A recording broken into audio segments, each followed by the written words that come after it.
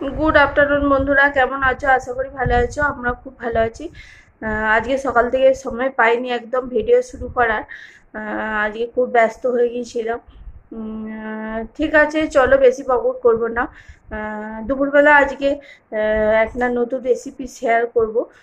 নতুন রেসিপি রান্না করেছিলাম, সেটাই আপনাদের সাথে শেয়ার করব। চলো দেখি। আজকে তোমাদের সাথে একটা নতুন রেসিপি শেয়ার করব। এটা হচ্ছে কুঁদরি। এটা অনেকে তরুলি বলে, অনেকে কুঁদরি বলে, সে যে যাই বলুক, আমরা কুঁদরি তরুলি দুটোই বলি। আর এখানে নিয়েছি পেঁয়াজ, এখানে নিয়েছি কাঁচা লঙ্কা। আর এই মানে কুঁদরি বা তরুলি সে যাই বলুক, একদম পাতলা পাতলা করে কেটে নিয়েছি। এরকম পাতলা পাতলা করে কাটলে তবে তাড়াতাড়ি মানে জিনিসটা খেতে ভালো হয়। আর নিয়েছি মাছের তেল।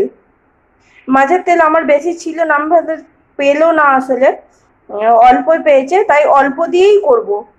আমার মানে কুঁদরি বেশিও নয়, খুব একটা বেশি নয়, তাই অল্প দিয়েই করব, আপনাদের সাথে শেয়ার করব। চলো দেখতে থাকো কিভাবে আমি এই রেসিপিটা তৈরি করি। নিয়ে নিয়েছি তেল, তেলটা গরম হয়ে গেছে। এই যে তেলটা গরম হয়ে গেছে। গরম হলে দিয়ে দেবো মাছের তেলটা, না প্রথমে একটু নুন আর একটু হলুদ দিয়ে দেবো, যাতে না মাছের তেলটা ছিটকে আসে। একটু নুন, একটু হলুদ দিয়ে দেবো, দিয়ে মাছের তেলটাকে দিয়ে দেবো।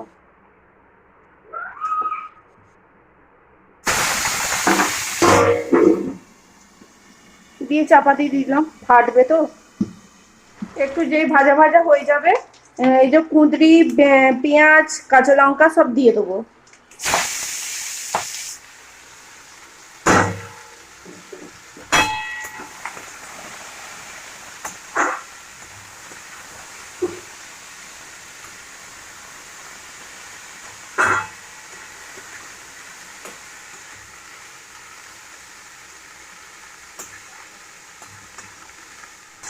একটু নেড়ে চেড়ে এরপরে দিয়ে দেবো নুন, হলুদ, লঙ্কা গুঁড়ো, জিরে গুঁড়ো, ধনে গুঁড়ো দিয়ে ভালো করে আবার নাড়িয়ে নেব। নাড়িয়ে নিয়ে এরপরে চাপা দিয়ে দেবো, লো একদম আঁচটাকে কমিয়ে দেবো, লো আঁচে এরপরে হতে দেবো। আর মাঝে মাঝে শুধু নেড়ে নেবো।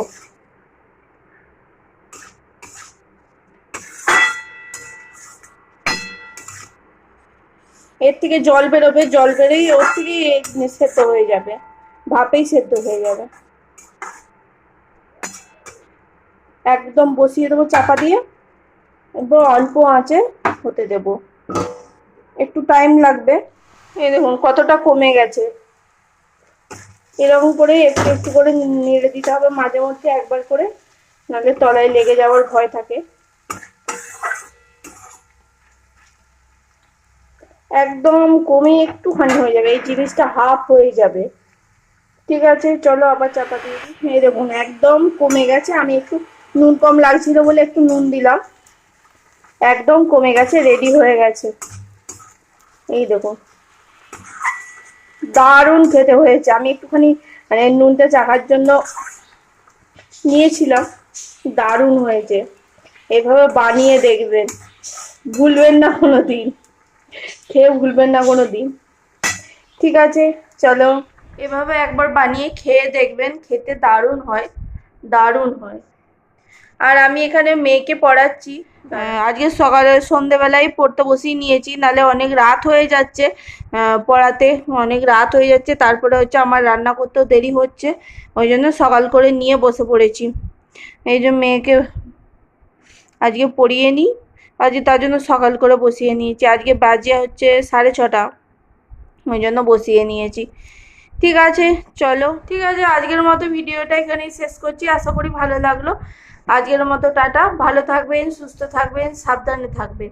দেখা হচ্ছে পরের ভিডিওতে। টাটা।